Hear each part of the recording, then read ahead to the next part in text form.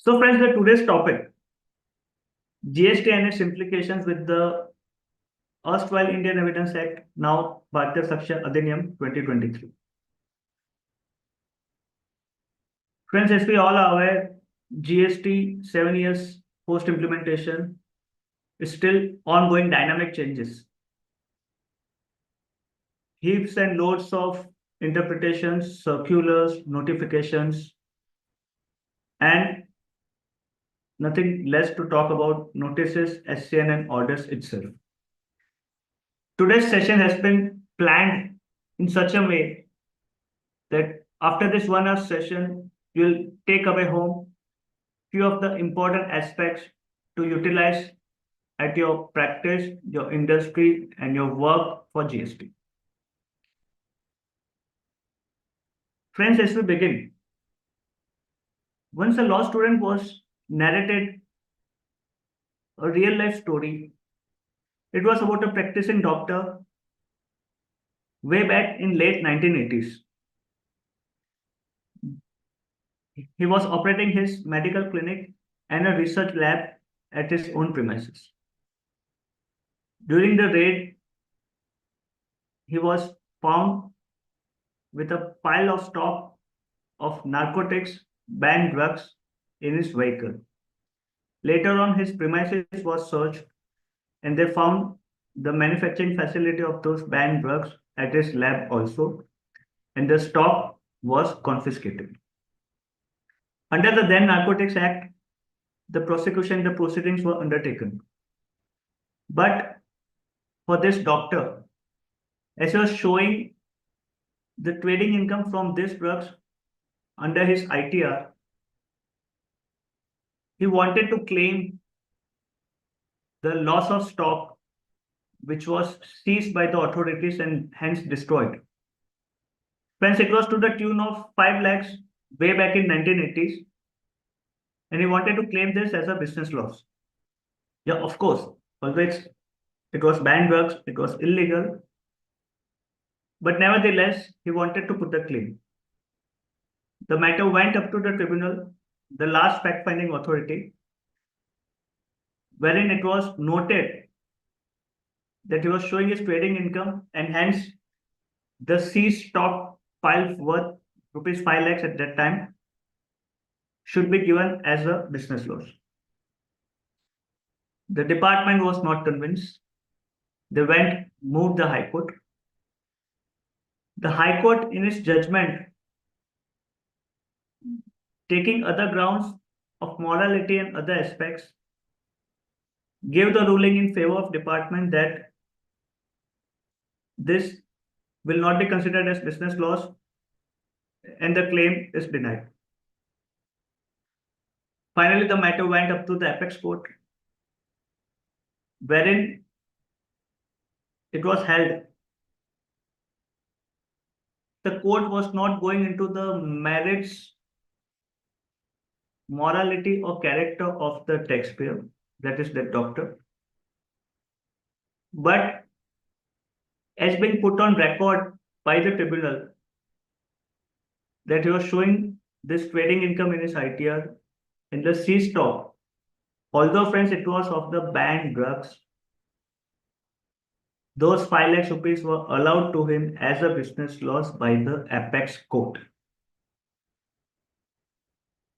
And this is at that time the famous case judgment of Dr. T.A. Qureshi. This judgment was delivered in 2006 by the apex court. So members, the reason to share here is to bring to light two important aspects which are the base not only for litigations and also for today's webinar. And if we are able to distinguish, अगर हम बारीकी matter की हम देख पाते हैं, if we are trying to clearly distinguish between the matter at hand, leaving aside what is right, what is wrong, or on moral grounds, then we'll get a clear pathway moving forward for GST litigation and making strategies, as we will discuss in today's session, how things can be moved forward. So friends, the two important aspects here is this distinction, and the second point is fact. We might have heard this word a lot many of times. Facts are important. What was the fact of the matter? We also claim it irreplaceably, like merits of the case. So before we move on, we'll dwell one more minute on this aspect, fact. Friends, notice is being issued by the department is just trying to bring out a different interpretation and not to show the inaccuracy or the wrongdoing of the taxpayer. So notice आना गलत बात नहीं है.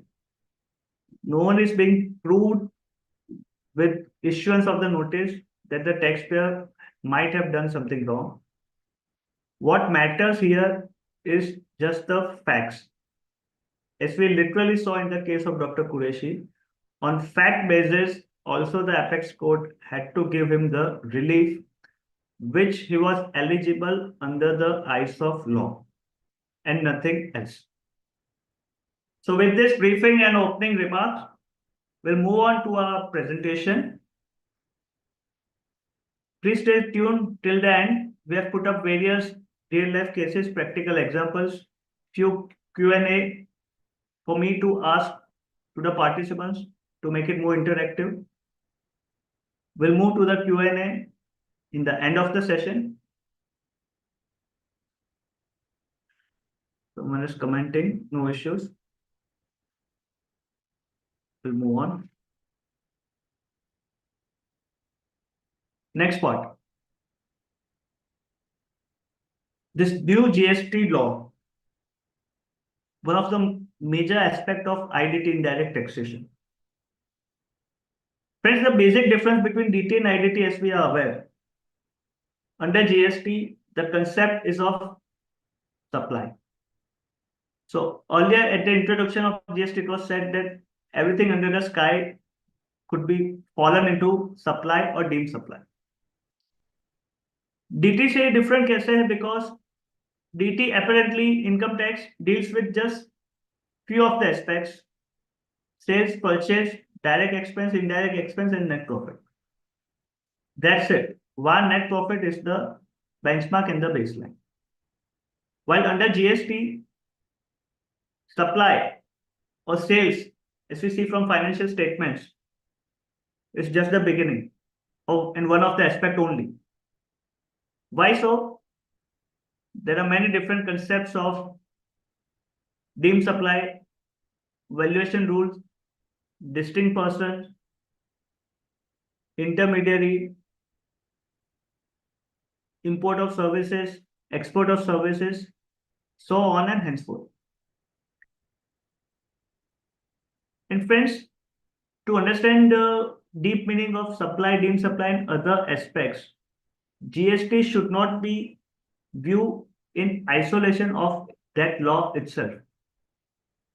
Meaning thereby, GST के transactions को समझने के लिए other relevant laws plays a vital role at times.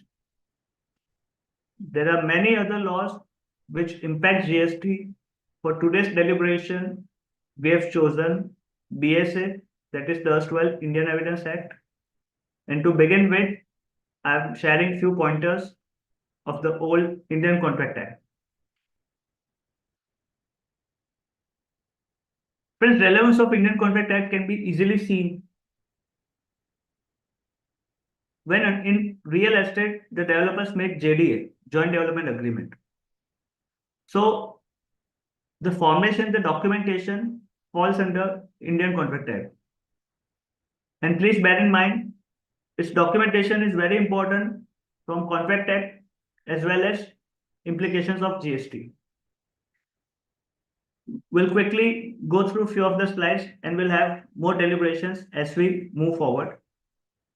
And purposefully, I've taken up practical slides in the earlier part of the session, and I've moved some more of a comparison between erstwhile law and BSA at the end of the session.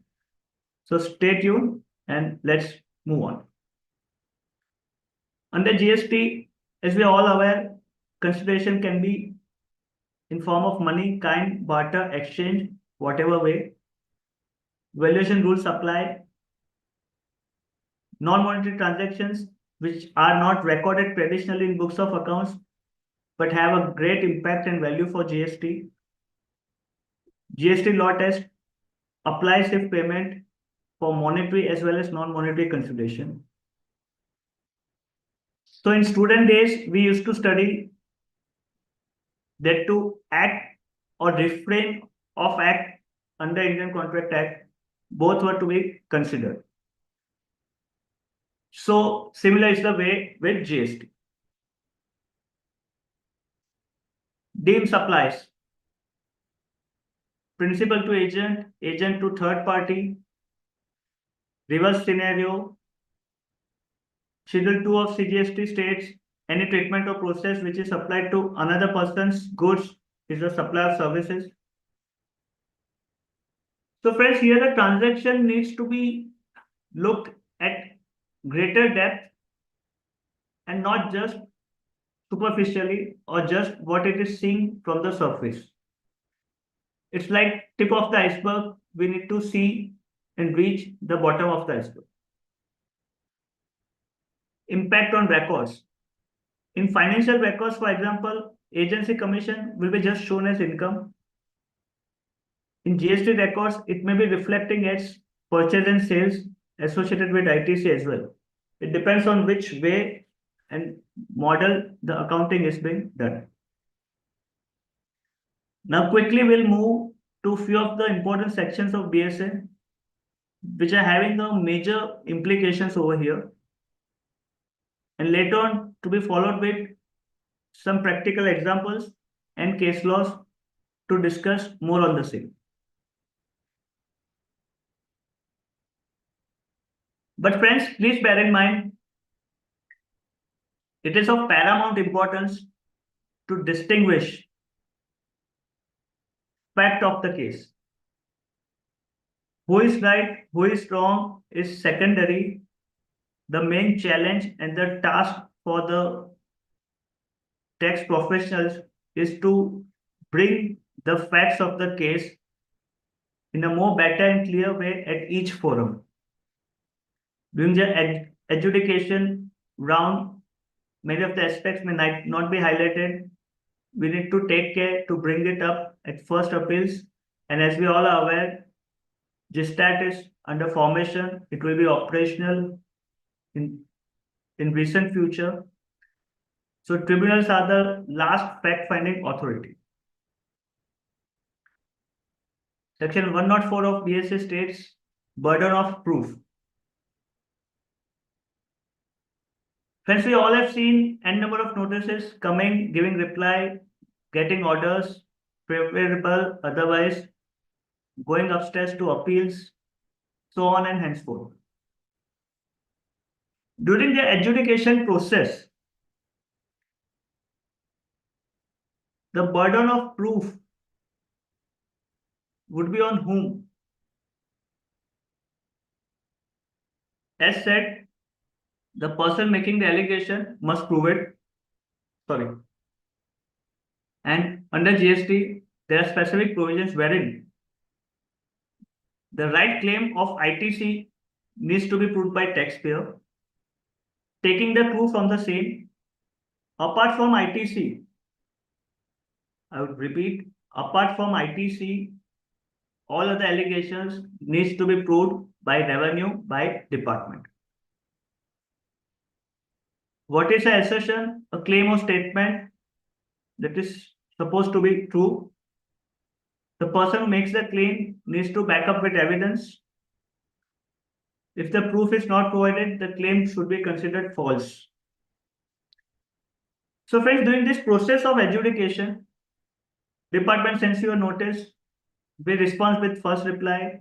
We respond with second reply with more submissions, reconciliations, other documents, etc., etc. At that time, when we take the first step in reply,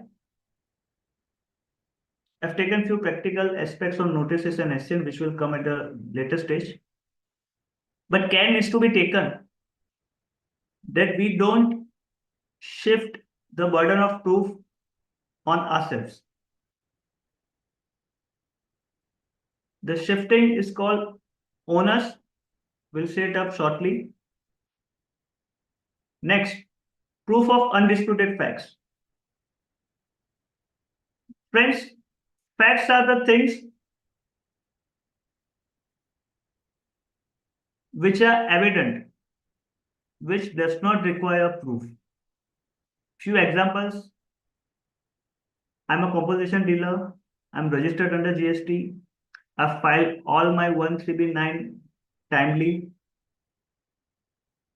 I've paid my tax under self-assessment. So these examples, anyone can check either from department or the taxpayer or other persons per se. Department can check from their portal login and know that the things I shared are facts, are real, are truth. Facts does not require evidence. Facts are the basis of foundation on which any claim or statement can be made by either party. So friends, 2 pointers on the same. Apart from notices wherein data analytics or mismatch is there, which can be proved by facts and figures and numbers, the allegation made in the notice needs to be rejected and the demand needs to be disputed. Once the demand is disputed, then at a later stage, you can avail the benefits provided under Section 75.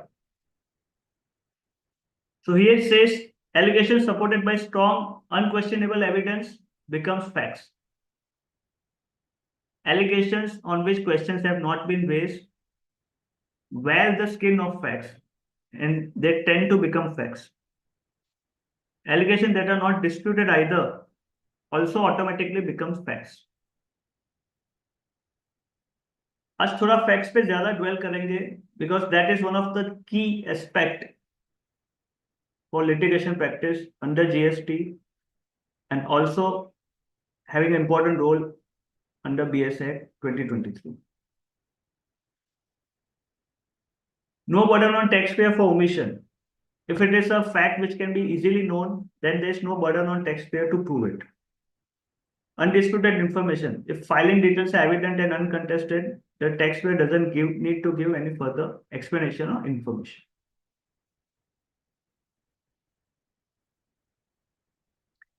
In case of search, there is a norms and terminologies said reason to believe. Only when the department have some intelligence or reason to believe, which they are not required to give to the taxpayer when they enter the premises for inspection or search. But it is said that it has to be in noting, in writing, in their files as an internal records. And based on reason to believe only, they can initiate the search or investigation proceedings. If the search is challenged at High Court, then High Court has the authority to call for reason to believe. And there have been many favorable judgments wherein the revenue was not able to show or prove the pre-existence of reason to believe before they initiated such search. Then such search proceedings were quashed by various honorable high courts. So there are no provisions for vexatious search under GST. Searches are assumed to be in good faith. And demand for justice. This emphasizes need for taxpayer to formally demand justice when such powers are being used. So friends, under GST, couple of things are also important. Due process of law has been defined under various sections, provisions, rules, etc. It needs to be followed meticulously, and without following the same, there are various safeguards to the taxpayer also, wherein they can take the shelter, put their strong foot across, and dispute and reject the demands raised by the department.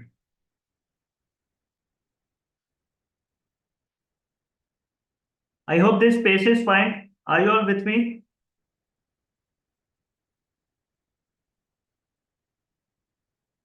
There was some issue of voice earlier. Komal, am I audible? Voice is proper? Sir, you are audible, but voice is little low. Okay, I'll try and improve it.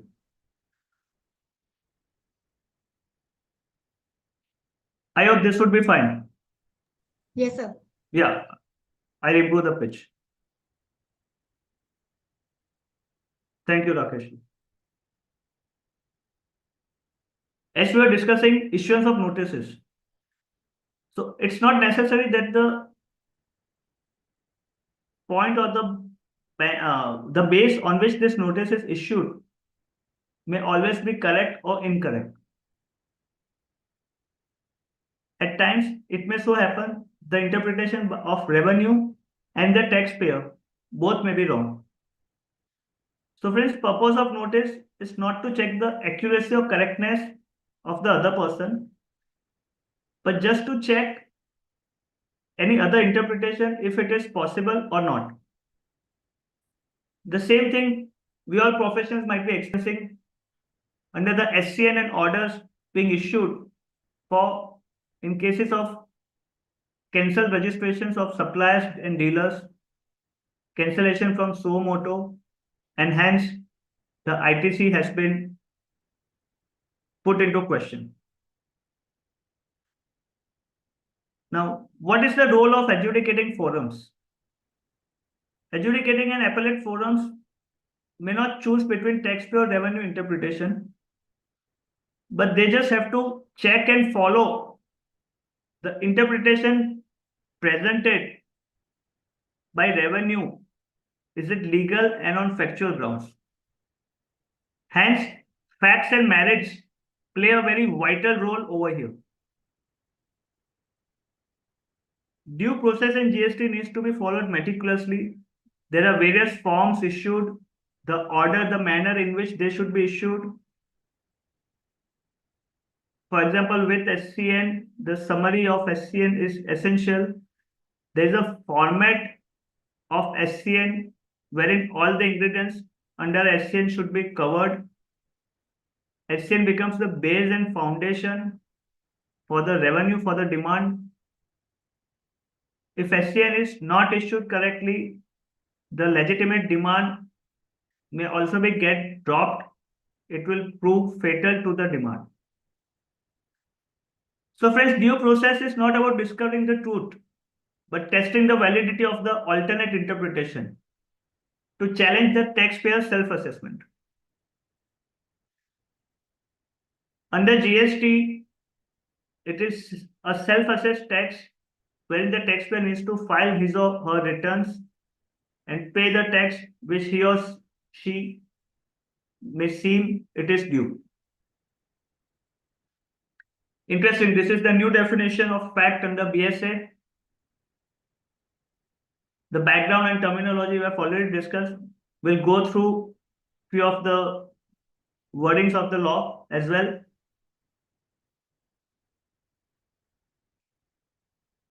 Facts means and includes anything pursued by senses, the senses of human being, any mental condition that a person is aware of. Friends, there's been just a replacement of a word as compared to erstwhile IEA Act. Earlier it was any mental condition that a man is aware of. Now they've changed it with person. The reason behind it, there's a specific definition for person under GST, and at many other laws also, the person might be defined. Illustrations of fact different. This is the definition of BSA, so it may not fit directly under the GST discussion which we discussed, but facts and merits of case are of paramount importance.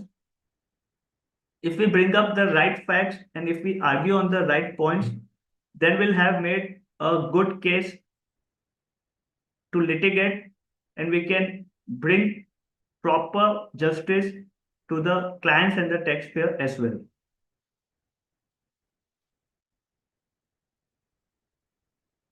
Arrangement of objects in a certain order which we see, which might be say laying down in the room, is a fact. A person who has heard or seen a thing is a fact. Person saying some words is also a fact.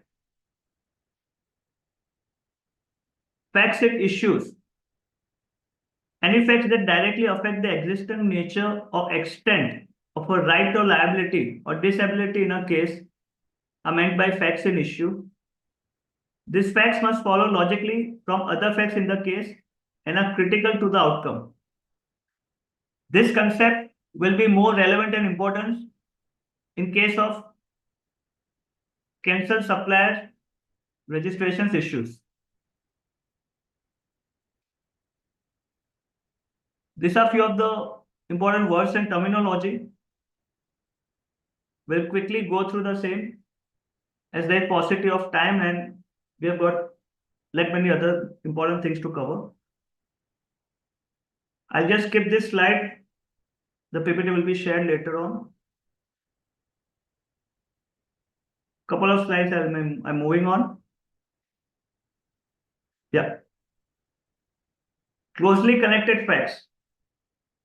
Facts which may not directly be in issue, but if closely connected to a fact in issue or relevant fact are considered relevant. For example, in case of to prove the movement of goods, e-way bill, lorry receipt, vehicle number, delivery challan, etc. being asked for. So these are the additional secondary evidence to prove the fact that there was actual supply and movement of goods. This is one part from BSA. Considering the same under GST law, there is no such provision or rule which states that all such accompanying documents must be submitted or should be there on records. So I'm discussing different views and interpretations. Under law, as we've seen from the opening remarks, there is nothing right or wrong, or we need not go into the morality of the matter. We just need to check the case on hand and the facts which are contained in that case. Part of same transaction, there are facts formed with part of same transaction, even if they occurred at different times, took place in different location. So there might be cases as well. Purpose, ensure that full context of the transaction is considered to establish a clear understanding of the matter. Yeah. Section 14 says the existence of course of business, which is relevance. Sorry. This may relate to service of notice, which we all are facing practically. One of the example is, was a letter sent? If letter is always sent at a specific location and letter was placed there, it is relevant to assume it is sent. Friends, again, this is under BSA. Under GST, we need to apply the logic for service of notice. Did a letter reach someone? If the letter was posted in a usual way and is not returned undelivered, then it's assumed that it must have reached that person. Business routines and practices can help to prove whether something had happened or not. Yeah. Another important aspect, books of accounts and financials which are always considered relevant. But there have been, under erstwhile IEA law, few of the case laws wherein the books of accounts in itself were not being considered as the sole reliable evidence. यानी books of accounts को महत्ता दी गई थी, but standalone they were not considered to be as a reliable source of evidence. So friends, entries in business books are relevant, which may relate to an issue if the court is examining. Limitations: these entries alone cannot be used to prove liability. The court requires more than just entries to prove someone's responsibility. Per se, there was a famous case law in the 90s of New Delhi of Jain brothers, wherein under a search and investigation, many diaries and pocket diaries were found. In abbreviated and brief forms, there were some names, out of which 2 names of a politician had come out, and there were records of transactions in that diary, but it was just in figures. There was no mentioning of thousands or lakhs or etc. Few figures were in decimals, few were not. So in regards of the cases on the 2 famous politicians, the High Court let the petition go in the favor of the parties, that is the politicians, meaning thereby to say that apart from those diaries found from Jain brothers, there was nothing else to prove as a supporting evidence that the alleged transaction was done with that said person. So friends, there is a need for additional evidence. The root comes up from this act. So as we're discussing in the earlier of the session, GST Act at times may not be seen in isolation. There are many things which supports the same. The illustration mentioned its A use B for 1,000 and presents accounting entries of B owing the amount. These entries are relevant but not enough to prove the debt of B. Additional evidence is required. Similar clue can be taken up for various cases in the GST litigation aspects also.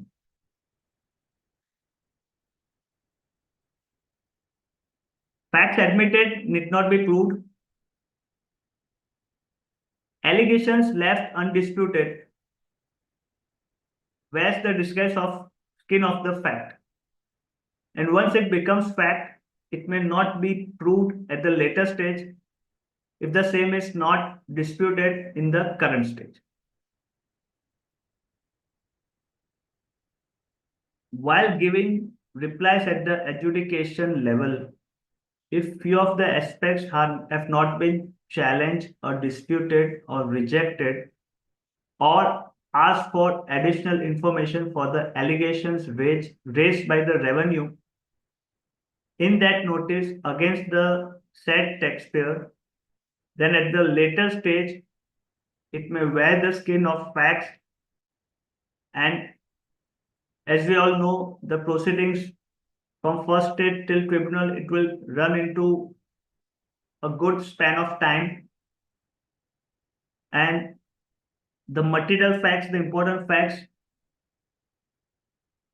may get latent as time passes and may prove dear or costly for the taxpayer.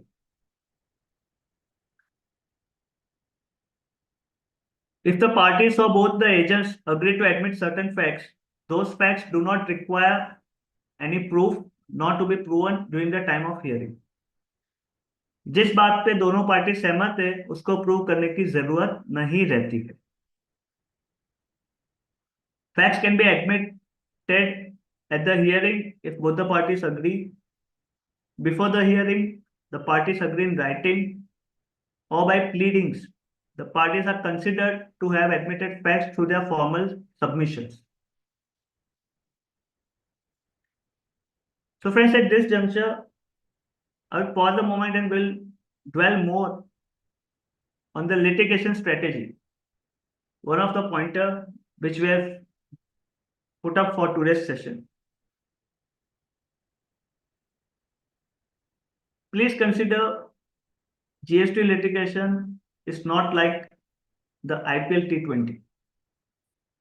We may get justice at the first or second or the third stage.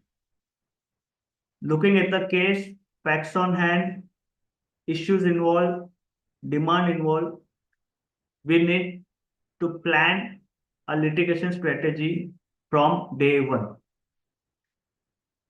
The first primary reply is also important. Why? We'll see it shortly. Key takeaway, both parties agree on certain facts. Those facts don't need to be proven, but the court can still ask for proof if necessary. We'll see it in a different manner with the case law. We have discussed on burden of proof. The taxpayer may choose a more beneficial one in case of issues of interpretation. And burden of proof lies with the revenue to challenge the taxpayer's interpretation. But friends, care should be taken that the onus of burden of proof doesn't fall back on the shoulders of the taxpayer.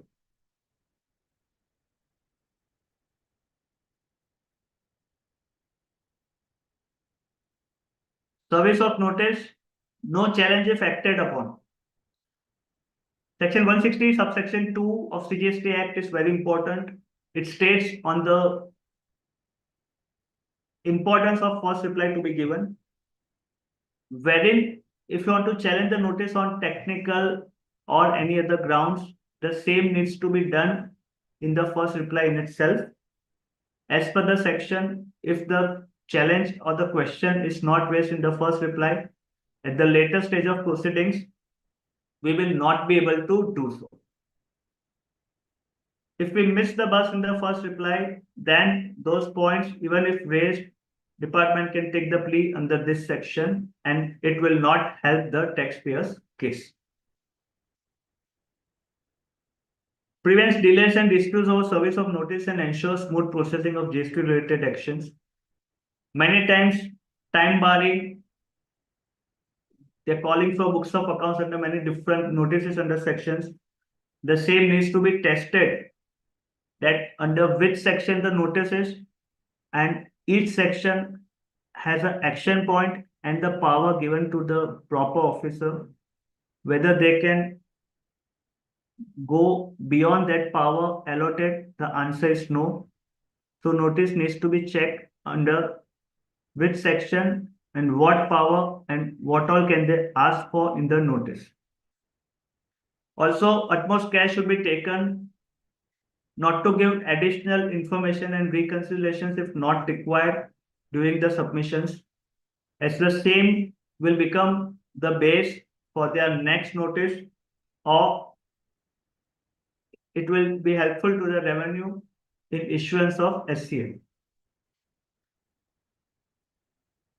Self-assessment we have discussed. Burden of proof. Couple of judgments on taxing statutes and provisional attachment. We are skipping it for the moment. Couple of further more important pointers. Then we'll move to the recent judgments. Just excuse me for a moment.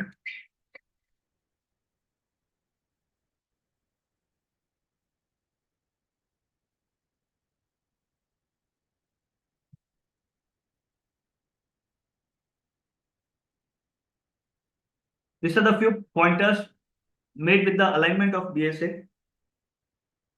And the basics under GST we have discussed in today's session. We need to plan from the first day, first action. We need to identify the facts of the case. What all is asked for, what all is there with the revenue, in which direction are they issuing the notices and questioning, what needs to be given, what doesn't needs to be given, and what is the right way and the polite manner in which one can deny further submission. Friends, once department issues STN, please consider it is like end of the investigation. No further information needs to be submitted once SCN is issued by the department.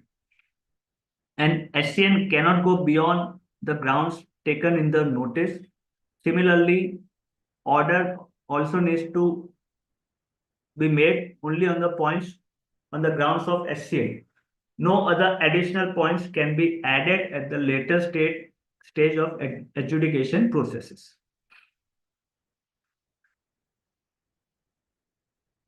In the important changes, we'll see the comparison at the end of the slides. Importance of digital evidence has been added under BSA 2023. So like emails, digital records, many other similar aspects, audio messages have now been included under the new BSA 2023. Focus on digital evidence, leverage presumptions. So to reduce burden of proof in cases involving tax assessment, authenticity of records can be checked. Expert testimonies, view opinions of experts will be considered. Admissibility of reconstructed records. If the original records have not been found and on some basis it needs to be reconstructed, then there's a provision to check for the reconstructed financial records or digital audit trails as part of their defense or the claim. Use of cross-border evidence. This is more to deal with FEMA and international taxation. Adherence to procedural compliance. Non-compliance with procedure aspects can lead to exclusion of critical evidence. So to ensure proper certification and chain of custody is the key. Advising or ADR to resolve tax disputes. Opportunities in litigation arena. We may quickly skip through this simpler ones. I'll share 2 to 3 of the other insights for litigation. Friends, as we have seen, heap of notices are being issued. There have been due dates for the SCN and orders to be issued under 73, 74. Many due dates are still yet to be followed. So in due course of time, it will be completed. One important aspect which is not commonly known, and we deal for our semi-corporate, big corporate clients, is of GST review or GST internal audit. It is similar to a pre-audit which department does, but it is designed in a unique way. So for your bigger clients, mostly into manufacturing, you can see this aspect of GST review. Under GST review, we've prepared an exhaustive questionnaire which covers all the aspects of GST. One. Secondly, compliance is just forming part of 5 to 10% of this review exercise. So friends, basically this review is just not reviewing the books of accounts. It starts with the walkthrough to see how the entire business operates with actual visits of the manufacturing processes, factory premises, etc. Because practically we have seen, friends, a lot can be known just by having discussions with the accountants and their team regarding the business practices, rather than evaluating and seeing the TB, the trial runs. To give few examples, once on having a walk at the corporate client's premises, we saw heaps of scrap packing materials. In one of the area where the finished goods was in the powdered form, at the packing department, before it reached the packing department, it was falling from one level to another level. There were aspects of normal loss, abnormal loss in this finished goods. So friends, there are a lot many things. At times, there have been considerations given in kind. It has been practiced at few of the business style when consideration is given in kind. At times, it goes unnoticed in the TB or may be recorded under a different head. So, not many things can be seen advised on this basis. In one of the case, that company was having a big setup and they were working with n number of vendors. We reviewed the contract agreements with the vendors, and by suggesting some changes in the contract agreement and the invoicing pattern under the four corners of the law as well, there's a good cash flow saving for the vendor as far as their tax payments was considered. This in turn helped our client at the time of renewals of their contracts, wherein they could have a better negotiation dealing power. So friends, GST review is one of the good area to explore, see, and as we all are aware, value addition, if we give to the client, you can get a good handsome remunerative fees as well. Compliance is important, but it's time we need to think out of the box and move for further aspects. Next is regarding written opinion, expert opinion. And in case of doubt, friends, it's my humble request to persuade your client and make him agree to take a written opinion. Please avoid taking solutions from various WhatsApp platforms or raising a query over a phone call, because facts of the case will not be delivered in full, and without looking at the same, the interpretation solution may vary. To take up few aspects on notice and SCN, and later a comparison chart for the erstwhile law and BSA. We're having 10 to 15 more minutes. I'll just skip through the simpler slides.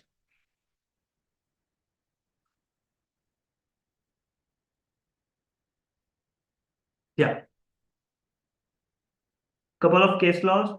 This is between Ankita Joy and her father, Joy Augustine. It was a case related to a family matter wherein the daughter wanted to claim a compensation or a maintenance amount from her father as she was unmarried. She was just working in a college as a visiting faculty, and her earning was said to be just as a stipend 5,000 rupees per month. She was unhappy with the apex court. The matter reached to Kerala High Court.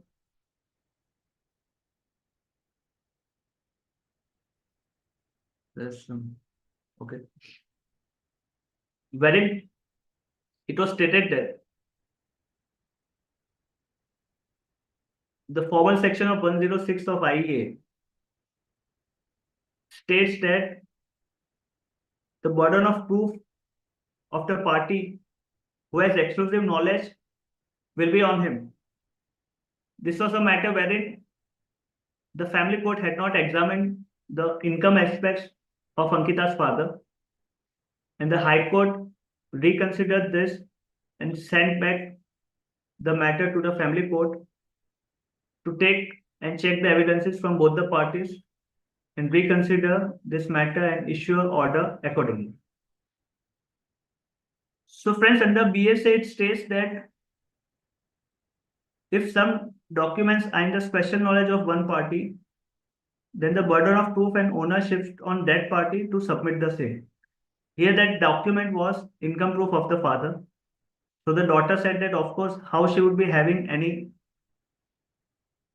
access to those documents, and the same needs to be asked from his father to submit to the court. So this was the matter wherein one of the section gets triggered, so we have taken up over here. Similar matter was there, another in Smith Meena Kumari versus Maruti Suzuki India. It was regarding admissibility of secondary evidence, wherein the photocopies of pay orders, the Xerox copies were submitted. The trial court mistakenly considered it under another section when the case was remanded back, as these documents were physical and not electronic with the signature on it. It needs to be reconsidered under section 65 instead of 65B, under which the trial court had given the adverse order. Yeah, couple of interesting aspects, and then we'll quickly move to the comparison, and then we'll open up for the Q&A. Ingredients of a valid notice will quickly go through because of paucity of time. Maybe we'll take 5 or 10 minutes more of yours than the stipulated time. So CGST did proper officer, which section, what can be asked, we've already discussed. Valid signature, limitation period, format, I mean the structure of notice. Is the form properly filled up? When there have been judgments under the High Court which were in favor of the taxpayers, if the forms are not fully filled up, those notices were quashed. It needs to be issued also to valid distinct person. Mode of service, we already have looked out. Please look out for the allegation made. Take care on disputing the same and rejecting the demand. Sorry, at the first instance, it will be helpful at the later stage.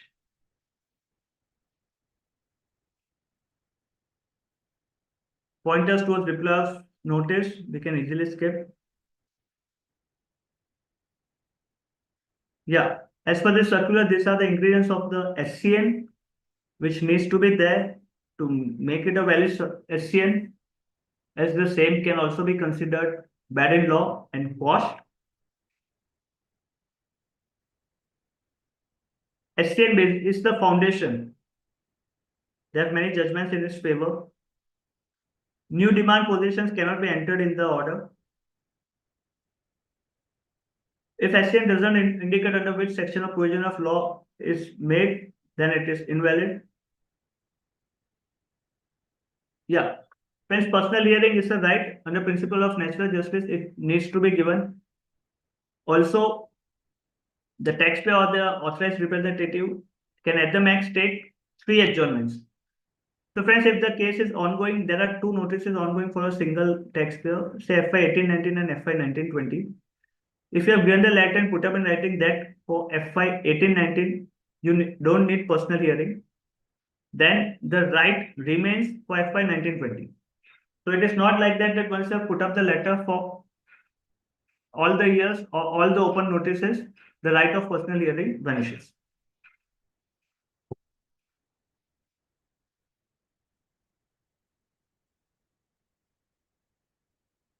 Kindly check and put remarks on accounting policies, taxability norms. Yeah, one of the important case law of Nazir Ahmad versus King Emperor, erstwhile 1936, it states that this is giving importance to follow due process of law. When a statute requires a thing to be done in a particular manner, it must be done in that manner or not at all. The doctor's case law wherein we discussed, as the tribunal had noted down that this was the stock of his trading income shown under his ITR, although the stock was of banned drugs, the court went down to acknowledge it as a business loss and gave the benefit. Taxing ingredients needs to be fulfilled, need proper base backed by evidence to claim and prove the allegations. We can ask for the relied upon documents in cases of cancelled suppliers and other similar issues. Most of the times, it will not be submitted by revenue. It will fall and be a fit case when we go on the higher forums. Also, I'm reminded of that most of the cases under this aspect, under 74, will not prove long till the tribunal level, because the evidence which needs to be proved under 74 regarding fraud, suppression, misrepresentation, as required under law, generally will not be available at the department's end. And once, if they cannot prove it that this was a case of all these aspects, then the notice or order under 74 will not stand good. In earlier years, the time limit to issue SCN or order under 73 also would have lapsed. So, in such a scenario, that demand will prove fatal. But friends, under GST, we may or we may not get justice at the first stage. So we need to keep those aspects, parameters in mind and prepare our replies and documentations, thinking and planning right till at least the GST tribunal level. Already discussed, no new information can be asked after issuance of SCN.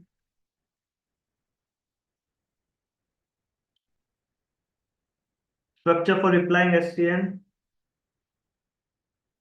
Few more pointers. Yeah, we'll briefly take up the summary and then we'll open up for Q&A. It's almost about time and there are a lot many things to share. There are not much changes. Couple of aspects have been added. Few words have been changed. Three major changes.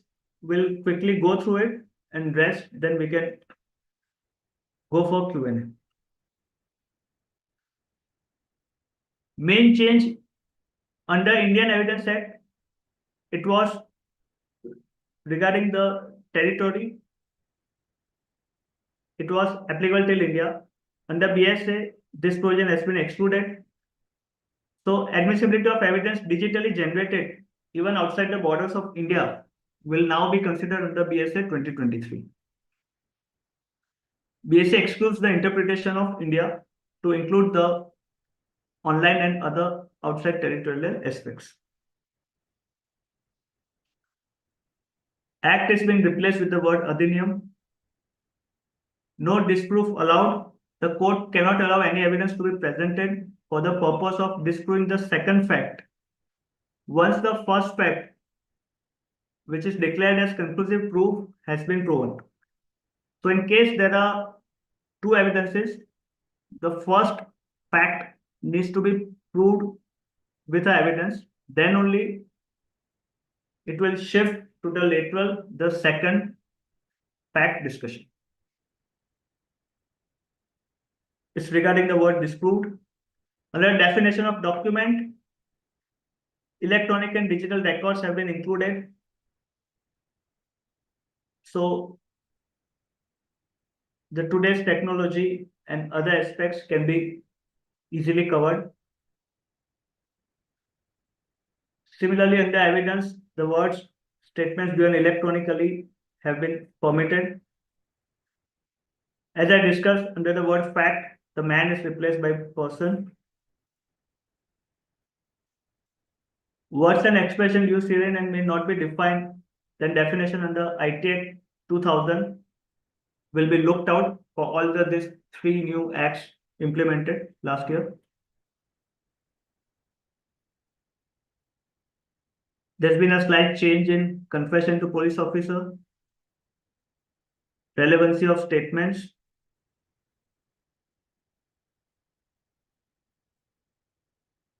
earlier definition of London Gazette, the Parliament of UK has been replaced and made it relevant for today's time.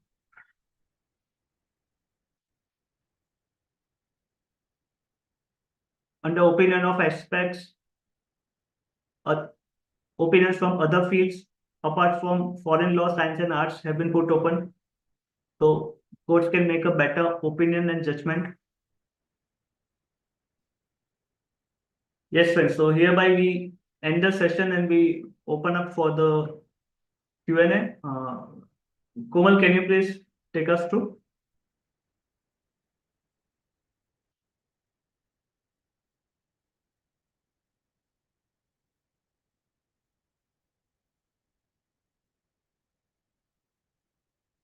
Is Komal available? Friends, you can place your any questions in the chat box, please.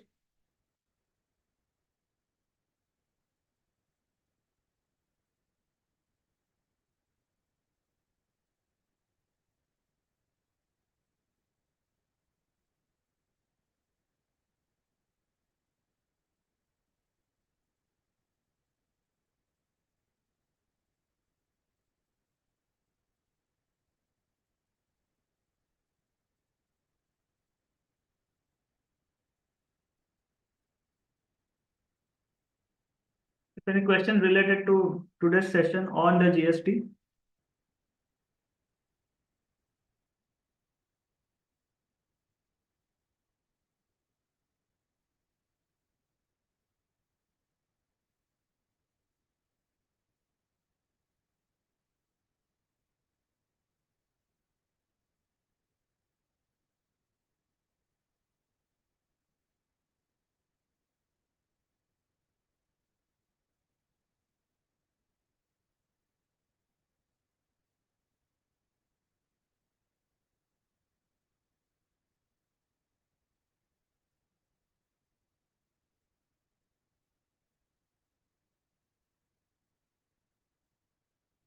Participants, just a moment, we are taking up two of the questions come across.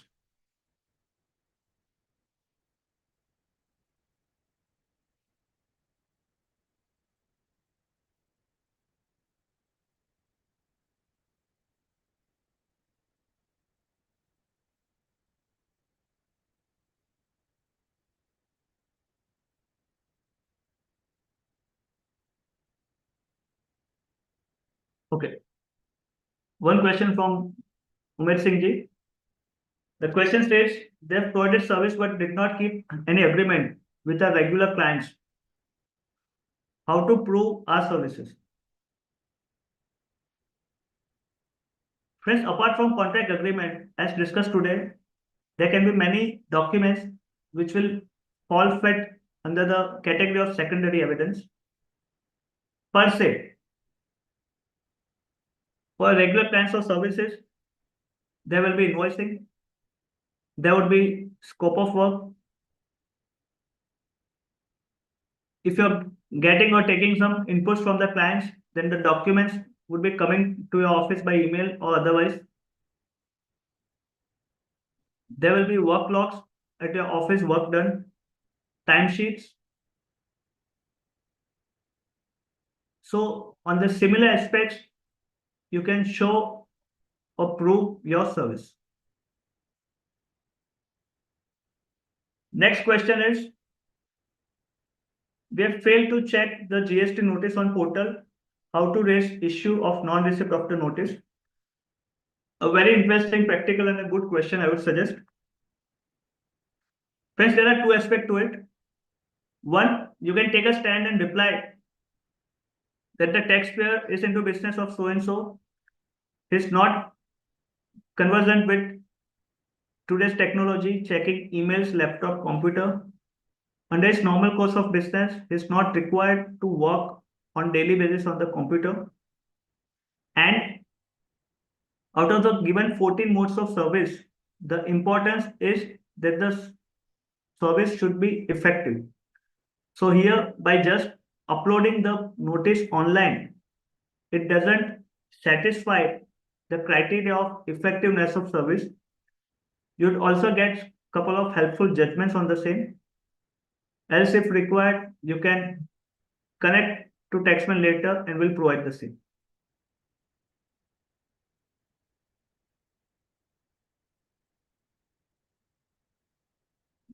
Next question, in continuance to service, what precautions do we need to take so that we can forcefully claim our fee? Friends, if you're going on the segment of bad debts of fees in service part, then maybe an acceptance letter in the initial phase and a contract will be required. So later on, this can become the base for your any legal proceedings or legal notices if you want to give or share. Time limit for GST notices, we have a chart. I will add it with my PPT and the same will be mailed across to you as suggested by Kumudi. There are different time limits. It's a table in itself.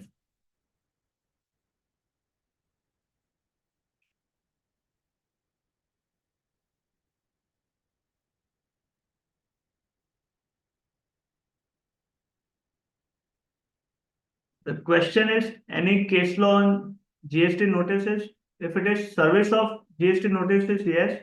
Else the question is very generic. Next question by Advani ji. I'm just referring it.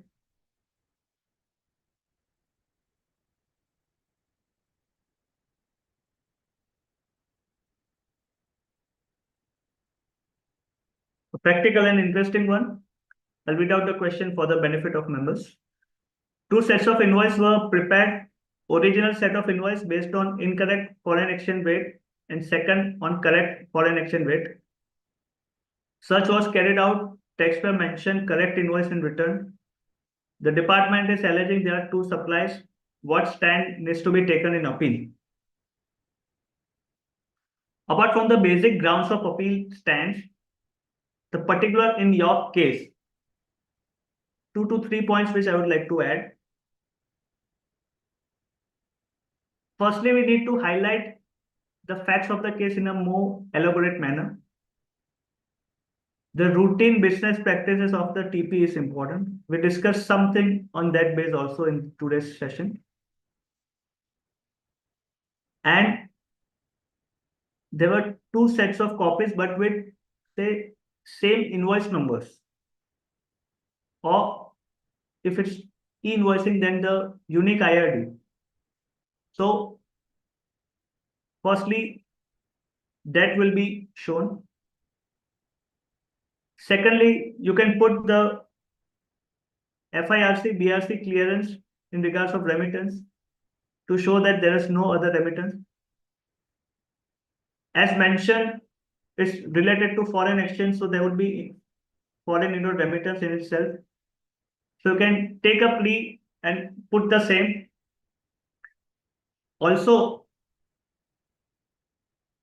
other points like retraction of statements, submissions after the search are of prime importance. So you can take care on those aspects. Next.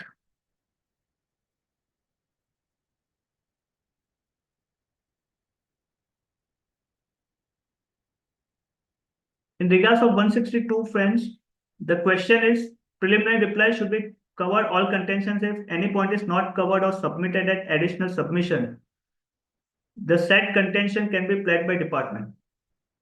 Friends, here I would like to highlight one thing. During the course of other submissions, you can take up additional grounds, no issues on that.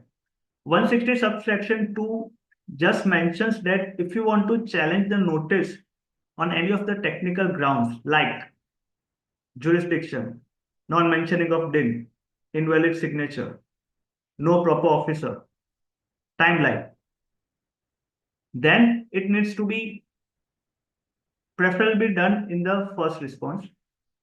If you're going on with the proceedings and giving additional submission or providing some more documents, then you may mention and give it in your additional replies, no issues for that.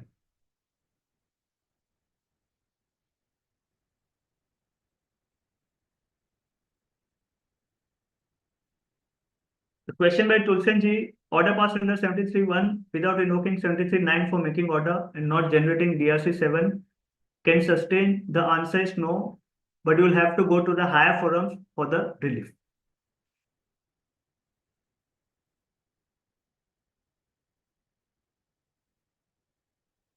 Yes, any more questions, please?